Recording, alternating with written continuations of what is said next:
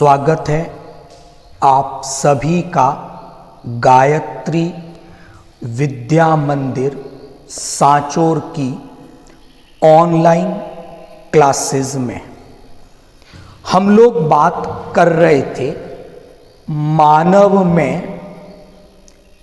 आहार नाल की संरचना के बारे में, और उसी टॉपिक में आज हम लोग बात करेंगे आमाशय की, स्टमक की। ग्रसिका के बाद आहार नाल का जो अगला भाग है वो स्टमक आमाशय है। तो बात करते हैं स्टमक की, आमाशय की। अगर मैं बात करता हूं आमाशय की, तो आमाशय आहार नाल का एक ऐसा भाग है जहां पर तीन महत्वपूर्ण क्रियाएं संपन्न होती हैं। नंबर एक, आमाशय में भोजन को कुछ समय के लिए संचित रखा जाता है। स्टमक में भोजन लगभग 3 से 4 घंटों के लिए रहता है और इस प्रकार आमाशय भोजन का संचय करता है। नंबर 2, आमाशय में कई प्रकार के डाइजेस्टिव एंजाइम, पाचक एंजाइम उपस्थित रहते हैं, और इन पाचक एंजाइमों की सहायता से आमाशय में भोजन के रासायनिक पाचन, केमिकल डाइजेशन की प्रोसेस होती है। और लास्ट, आमाशय में वाटर है, एल्कोहल है, कुछ ड्रग्स हैं, उनके एब्जॉर्प्शन, अवशोषण की भी क्रिया संपन्न होती है। तो बात की स्टमक के क्या फंक्शंस हैं इनकी हमने। अगर हम स्टमक की संरचना देखते हैं, आमाशय की संरचना देखें, तो आमाशय एक थैलेनुमा संरचना है। It is like a basket. और हम देखते हैं कि स्टमक इन 3 भागों में स्पष्ट रूप से विभेदित दिखाई देता है। तो बात करते हैं कार्डियक, फंडिक, पाइलोरिक, इन 3 भागों की। तो आमाशय के ये 3 भाग हैं, कार्डियक, फंडिक, पाइलोरिक। ओके, शुरू करते हैं हम ग्रसिका, जिसके बारे में कल हम लोग डिस्कस कर रहे थे, ईसोफेगस। वो आमाशय में जहां पर आकर खुलेगी, आमाशय का वो भाग कार्डियक जठरागम आमाशय कहलाएगा। Is that clear? तो कार्डियक स्टमक का वो पार्ट है जहां ग्रसी का ईसोफेगस आकर ओपन होती है। तो यहीं पर हम क्या देखते हैं कि जहां पर ग्रसी का कार्डियक भाग में ओपन हुई, वहां पर एक अवरोधनी, अंग्रेजी में अवरोधनी के लिए हम जो टर्म यूज में लेते हैं वो है स्फिंक्टर। हिंदी में अवरोधनी, इंग्लिश में स्फिंक्टर। तो जहां पर ग्रसी का कार्डियक स्टमक में ओपन हुई, वहां एक कार्डियक स्फिंक्टर प्रेजेंट है। करेगा क्या? कार्डियक स्फिंक्टर जनरली भोजन को ग्रसिका से आमाशय में तो आने देगा, लेकिन भोजन उल्टा आमाशय से ग्रसिका में नहीं चला जाए, ये कंट्रोल करना, ये रोकना इस कार्डियक स्फिंक्टर का काम है। लेकिन कुछ इमरजेंसी सिचुएशंस बनती हैं, वॉमिटिंग की बात करते हैं, उल्टी आने की बात करते हैं, तब ये स्फिंक्टर भोजन को आमाशय से ग्रसिका की ओर जाने दे सकता है। उसके बाद स्टमक का जो मुख्य हिस्सा आता है वो फंडिक हिस्सा है। तो कार्डियक के बाद आमाशय का मुख्य भाग आएगा जो फंडिक कहलाएगा, और फाइनली आमाशय का वो भाग जो जाकर ग्रहणी आहार नाल का अगला भाग है, छोटी आंत, स्मॉल इंटेस्टाइन, उसका प्रारंभिक हिस्सा ग्रहणी, अंग्रेजी में ड्यूडीनम कहलाता है। तो पाइलोरिक भाग आमाशय का अंतिम भाग है जो ग्रहणी में ड्यूडीनम में ओपन हो जाता है। तो यहां पर फिर एक स्फिंक्टर है, और ये स्फिंक्टर पाइलोरिक वाले हिस्से में है, इसलिए इसे पाइलोरिक स्फिंक्टर के नाम से जाना जाता है।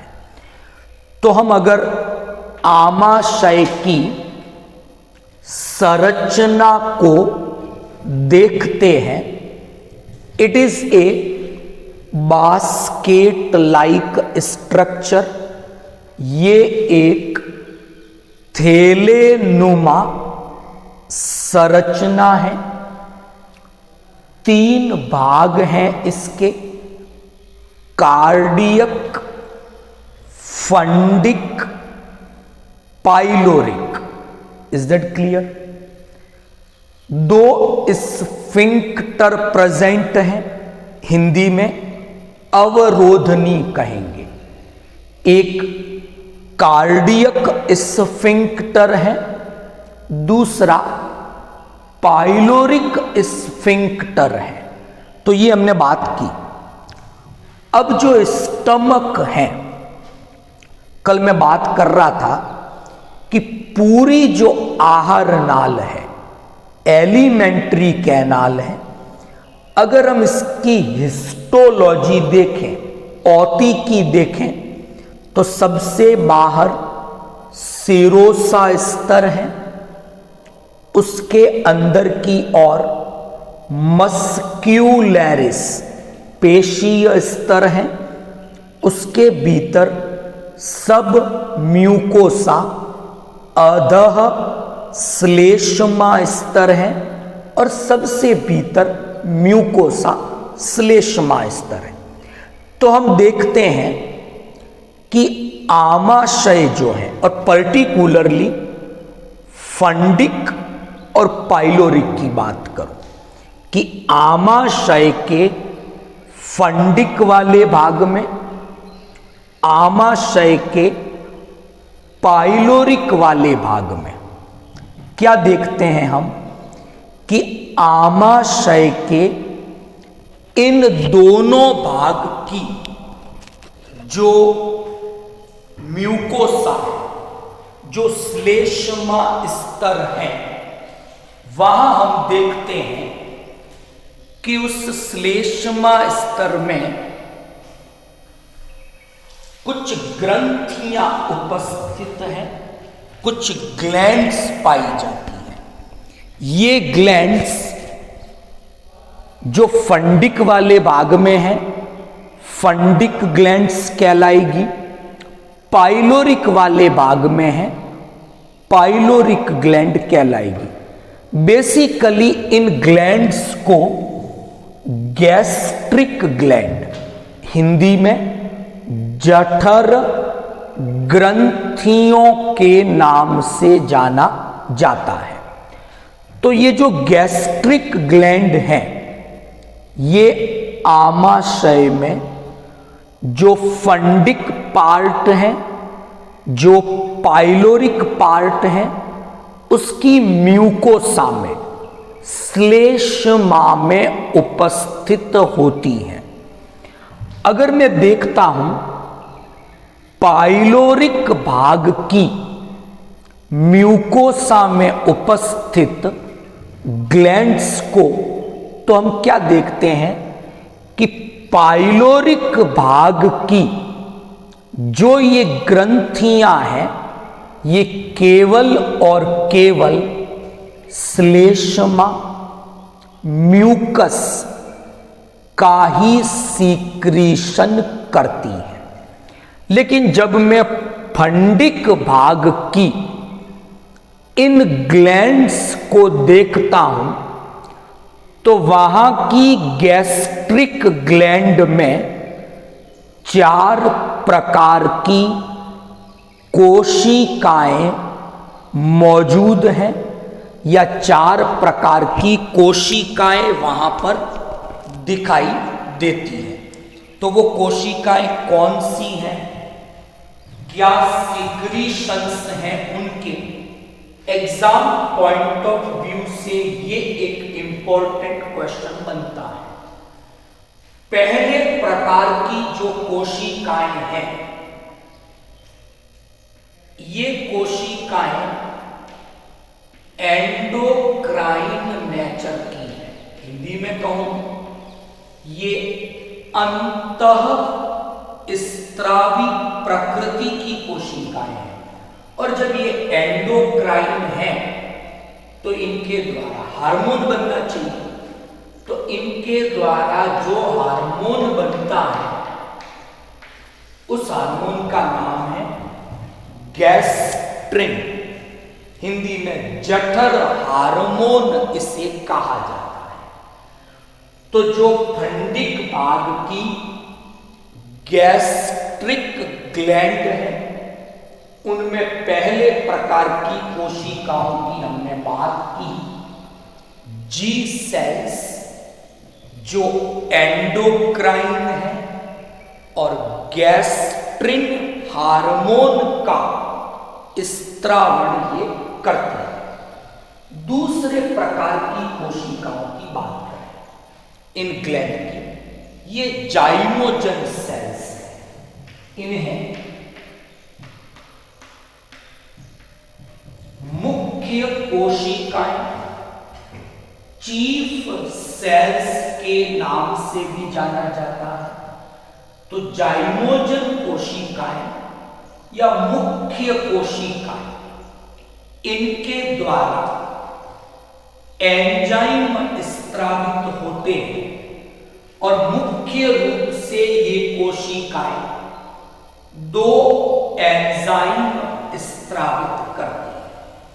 पहले एंजाइम का नाम है पेप्सिनोजन। ये एक इनएक्टिव फॉर्म में है। बाद में HCl की उपस्थिति में ये पेप्सिन यानी सक्रिय रूप में बदल जाता है। ये प्रोटीन के पाचन से संबंधित एक एंजाइम है। तो जाइमोजन कोशिकाओं ने एक एंजाइम रिलीज किया निष्क्रिय रूप में, पेप्सिनोजन। दूसरा जो एंजाइम ये कोशिकाएं रिलीज करती हैं, मुक्त करती हैं, उसका नाम है गैस्ट्रिक लाइपेज, जठर लाइपेज। लाइपेज वसा के पाचन से संबंधित है, तो गैस्ट्रिक लाइपेज इन कोशिकाओं के द्वारा रिलीज किया जाता है। तीसरे प्रकार की जो कोशिकाएं हैं जिनकी हम बात कर रहे हैं, ऑक्जिंटिक कोशिकाएं। ऑक्जिंटिक कोशिकाओं को पेरिफेरल सेल, हिंदी में परिधीय कोशिकाओं के नाम से जाना जाता है।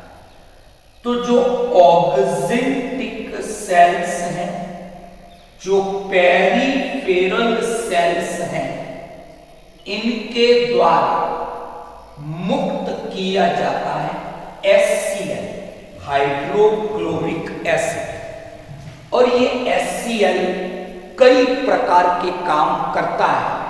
हम बाद में डिस्कस करेंगे जब आमाशय में पाचन के बारे में डिस्कस करेंगे।